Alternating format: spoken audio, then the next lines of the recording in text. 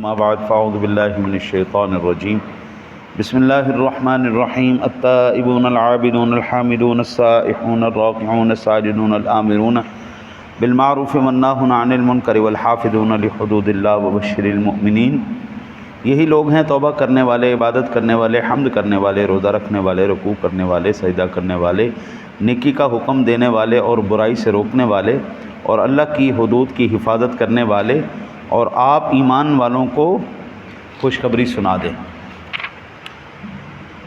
اللہ تعالیٰ نے ہمیں مسلمانوں کو جن احکام میں مکلف کیا ہے، یعنی سادہ لفظوں میں جو ہمارے اوپر فرائض ہیں وہ بہت زیادہ ہیں، لیکن میں ان کو مختصر سا آپ کی بارگاہ میں عرض کرتا ہوں۔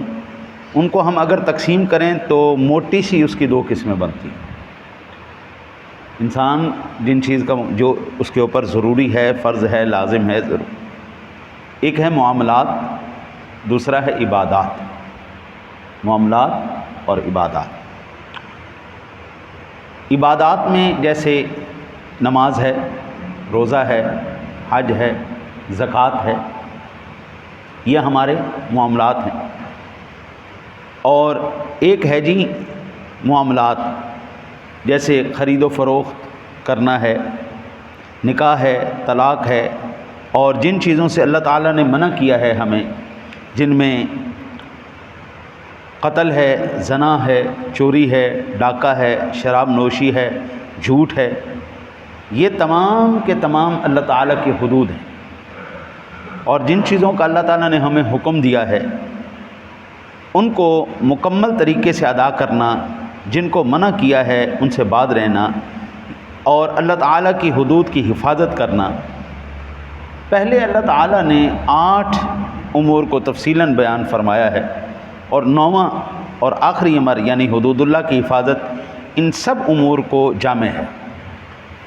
عبادات کے اندر نماز، روزہ، حج، زکوٰۃ کے اگر ضمنی مسائل کو دیکھیں مختصراً تو تلاوت قرآن ہے، یہ بڑی اہم چیز ہے۔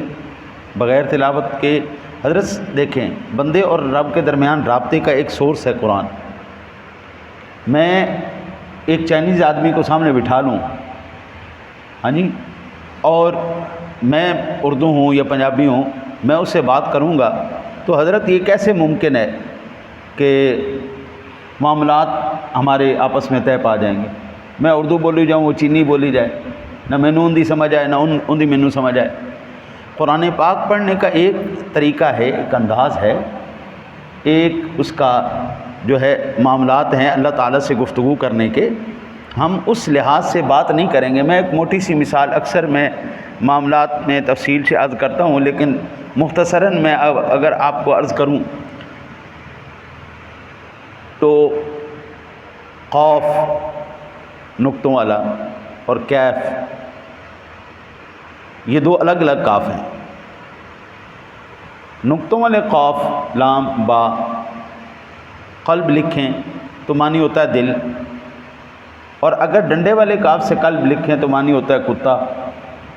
اب آپ یہ دیکھیں، صرف ہم نے لفظ ایک ہی قاف کیف، صرف تھوڑی سی ادائیگی میں ہم نے اس کا لحاظ نہیں رکھا تو معنی کہاں کے کہاں چلے گئے۔ جیسے محرم کے نیچے بندہ نقطہ لگاتے تو مجرم بن جاتا ہے۔ مجرم اور چیز ہے، محرم اور چیز ہے، دل اور چیز ہے، کتا اور چیز ہے۔ اب ہم رب سے جب کلام کریں گے تو حضرت کیسے اللہ تعالیٰ، اگر ہم غلطی بات کرتے گئے، غلطی پڑھتے گئے تو اللہ سے شاباش اور برکت تو نہیں ملنے والی۔ اللہ آپ کی خیر کرے۔ ذکر اذکار ہے، اعتکاف کے مسائل ہیں، سنن و نوافل کے معاملات ہیں، پھر اسلامی مالیات کے معاملات ہیں۔ معاملات کے اندر اگر ہم دیکھیں معاشی معاملات ہیں، خرید و فروخت ہے، سود کیا ہے، غرر کیا ہے، اور اس کی شفافیت کے معاملات کیا ہیں۔ اسلامی مالیات میں دیکھیں مضاربہ کیا ہے، مشارکہ کیا ہے، اور اللہ مرابحہ کیا ہے، اور ملازمت کے اندر، تجارت کے اندر دیکھیں نا جی، دو ہی یا بندہ نوکری کرتا ہے یا بندہ کاروبار کرتا ہے۔ ویلا تو کوئی بھی نہیں رہتا، نہیں، یا تجارت کرتا ہے یا پھر نوکری کرتا ہے، دونوں میں سے ایک ہی معاملات کرتا ہے۔ پھر اس کے اندر ایمانداری ہے، دیانتداری ہے، معاہدات ہیں۔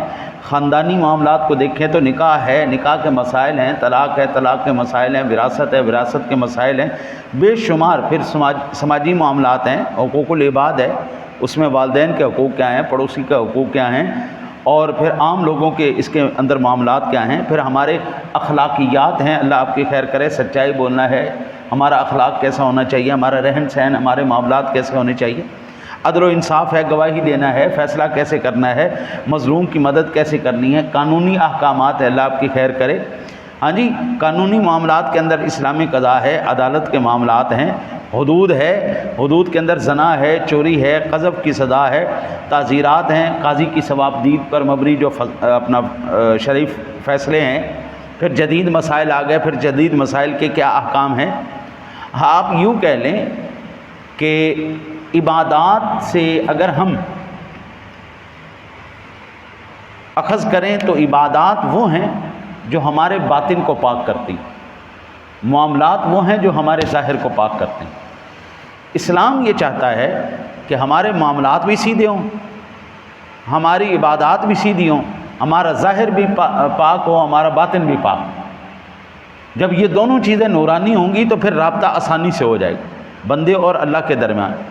میں ایک بخاری شریف کی حدیث پاک عرض کروں، قال سمعت النعمان ابن بشیر یقول سمعت رسول اللہ صلی اللہ علیہ وسلم یقول الحلال بین والحرام بین وبینہما مشبہات لا يعلمها كثير من الناس فمن اتقى المشبہات استبرأ لدینہ وعرضہ ومن وقع في الشبہات كراع يرعى حول الحمى يوشك ان يواقعه الا وان لكل ملك حما الا ان حمى الله في ارضه محارمه الا وان في الجسد مضغة اذا صلحت صلح الجسد كله واذا فسدت فسد الجسد كله الا وهي القلب۔ حضرت نعمان بن بشیر رضی اللہ تعالیٰ عنہ سے روایت ہے، وہ بیان کرتے ہیں کہ میرے آقا جی نبی اکرم صلی اللہ علیہ وسلم نے ارشاد فرمایا، بھائی حلال بھی ظاہر ہے اور حرام بھی ظاہر ہے۔ قرآن پاک کے اندر، حدیث پاک کے اندر جو چیزیں حلال ہیں اللہ تعالیٰ نے ان کو بھی بیان کر دیا، جو چیزیں حرام ہیں اللہ نے ان کو بھی بیان کر دیا۔ فرماتے ہیں کہ حلال اور حرام بالکل ظاہر ہے، اور ان کے درمیان جو کچھ امور ہیں مشتبہ ہیں۔ اب بعض ایسی چیزیں ہیں جو ہمیں نہیں ملتی، ان کے حلال اور حرام کے بارے میں واضح احکام نہیں ملتے، وہ درمیانی چیزیں ہیں ان کے درمیان، اور جن کو اکثر لوگ نہیں جانتے۔ پس جو شخص مشتبہات سے بچا اس نے اپنے دین اور اپنی عزت کو محفوظ کر لیا۔ بھئی حلال جو ہے اس پر عمل کرو، حرام جو ہے اس سے بچ جاؤ، جو درمیان میں گھسنے کا جو ہے نا جی فائدہ ہی کوئی نہیں، اس سے بہتر ہے آدمی بچ کے رہے۔ پھر اور جو شخص شبہات کا مرتکب ہو گیا اس کی مثال اس چرواہے کی ہے جو شاہی چراغ کے گرد اپنے جانوروں کو چراتا ہے، قریب ہے کہ وہ جانور اس چراگاہ میں بھی منہ ماریں۔ سنو، ہر بادشاہ کا ایک مخصوص چراگاہ ہوتی ہے، اللہ کی مخصوص چراگاہ زمین پر اس کی حرام کی ہوئی چیزیں ہیں۔ سنو، جسم میں ایک گوشت کا ٹکڑا ہے، جب وہ ٹھیک ہوتا ہے پورا جسم ٹھیک ہوتا ہے، اور جب وہ خراب ہوتا ہے تو پورا جسم خراب ہوتا ہے۔ سنو، وہ دل ہے۔ یہ رسول اکرم، یہ صحیح بخاری شریف کی حدیث پاک۔ حضرت اتنی خوبصورت میرے آقا جی نے مثال دی ہے نا، کمال کر دی۔ چراگاہوں کے اندر ہم نے یہ دیکھا ہے، اگر کسی غریب کا اونٹ، بکری یا جانور، اب پچھلے دنوں میں یہ سندھ سے ایک واقعہ آیا تھا، آپ کو یاد ہوگا، غالباً رمضان شریف کے اندر ہوا تھا یہ واقعہ، کہ ایک غریب آدمی کے اونٹ کسی کے بڑے آدمی کے کھیت میں گھس گیا اور اس نے کچھ کھا لیا۔ ہاں جی، اب اونٹ کتنا چارہ کھا سکتا ہے، لیکن اس نے اس کی ٹانگیں کاٹ دی تھی پچھلے دنوں میں۔ ہاں جی، اور آپ اندازہ کیجئے بڑے لوگوں کی کتنی سخت طبیعت ہوتی ہے کہ اگر ان کی چراگاہ کے اندر کوئی گھسا، کوئی جانور گھسا، وہ اول تو چرواہے کو پھینٹی لگاتے ہیں، چرواہے کو مار دیتے ہیں۔ ایسے کئی واقعات ہو گئے، تیرے جانور دی جرت کمی دیا، ہاں جی کمیاں تو ساڈی اینی چیزاں بڑھ گئے، وہ اس کو کتنی سخت سزا دیتے ہیں.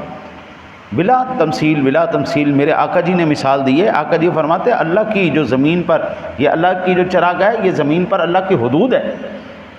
ان حدود کے قریب نہیں جانا. جو مشتبہات چیزیں ہیں، ہاں جی، وہ چیزیں جو حلال اور حرام کے درمیان ہیں، اللہ کے نیک بندو ان چیزوں میں گھسو ہی نہ.